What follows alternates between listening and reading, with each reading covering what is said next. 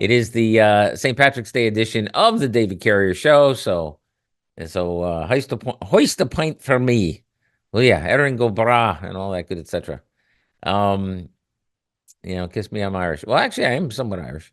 I have an Irish grandmother, who lived with us forever and told me stories. But we were the poor Irish. Is there any? There's probably no question about that, right? See, you had with the Irish, you had basically. Now this is all coming straight from Mary Rose O'Connor's mouth. But the idea was the deal was you had the lace curtain Irish and the shanty Irish. And my understanding is we were the shanty Irish, and one of the ways you figured that out was how did you get to North America, right?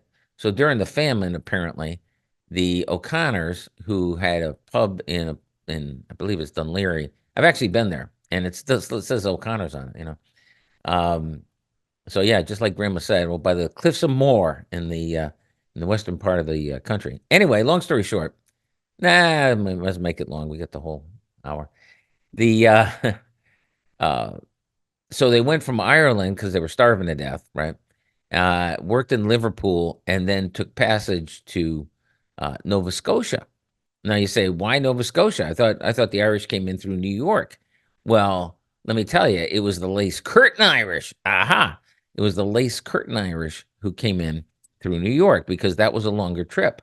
Okay, they came directly to the States. But the cheaper the cheaper passage was to Nova Scotia. Just look at a globe. Look at a globe and see. Look at Liverpool and see how far it takes. How far what the distance is from Liverpool to Nova Scotia versus Liverpool to New York. Okay, it's like twice as far. Okay, so if you were really poor, yeah, there weren't quite the economic opportunities in Canada, but first things first, right? And I guess they spent like a generation up there in Canada, and then came down to the States, where at the time it was very much a no Irish need apply labor situation. Believe me, I got an earful of that uh, back in the day. It's like everybody's got their tale of, but it is true. I mean, everyone's got their tale of discrimination and what have you, but you just forget most of it. But as a kid growing up, like I said, my grandmother lived with us, and that was her reality. Yeah, we didn't have enough money to take the fancy boat to New York. We had to go to Nova Scotia. Okay, that was a shorter trip. That was one thing, and of course, didn't have enough to move down to the States right away. So they were up there for a generation or two, I guess, before they made their way made their way south. And then, of all the good luck, my World War I was on at that point, and my grandfather, who had just come over from Denmark, is a great story, right? So he immigrates from Denmark to the States, and the first thing they do is make him a Marine and send him back to fight World War I.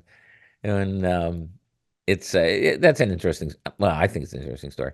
But the point is that talk about luck, and they met at a Red Cross dance. My grandparents did, and it's a sort of thing where things were not, the way they portray it in the movies, a little bit different than real life. And my great aunt, my grandmother's sister, was running the dance, and we've got letters from. I've got the letters from my grandfather to the great aunt, trying to hook up with my grandmother. And eventually, of course, it worked out. So there you go. But St. Patrick's Day and all that. There's the Irish connection.